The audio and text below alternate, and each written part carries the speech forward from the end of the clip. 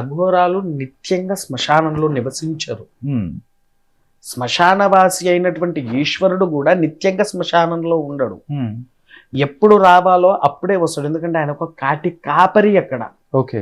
శ్మశానానికి ఉమ్, కాటి కాపరిగా మనకి ఎన్నో వినే ఉంటాము.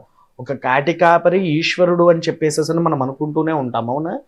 ఆయనే కాష్టాలకు కాపరి. ఉమ్, అది ఎప్పుడైతే కాష్టం పూర్తి అయిపోయిన తర్వాత అందులో నుంచి వేడి భస్మాన్ని తీసుకొని రాసుకునే వ్యక్తి కాటి కాపరుడు. ఓకే. అయితే అక్కడ ఏంటి, ఏదైతే శవము మొదటిగా వస్తుందో దాని మీద కూర్చొని దాని యొక్క సంపూర్ణ దోషాన్ని తీసేయడానికి కోసము ఈశ్వరుడు చూసేటువంటి వాడు. ఓకే. అయితే తర్వాత కాలభైరవ రూపంలో వచ్చినటువంటి అఘోరాలందరూ కూడా ఉమ్, దాని మీద జపసాధన చేసి శక్తిని పెంచుకోవడానికి కోసము అమావాస్య సందర్భంలో వెళ్తారు. లేదా 6 మాసాలకు ఒక్కసారి వారు, అది కూడా ఇంతనే అండి, ఏదో పూర్తి శరీరాన్ని కాదు, శరీరంలో నుంచి ఇంత భాగము ఆ యొక్క మాంసాన్ని తీసుకొని తినాలి.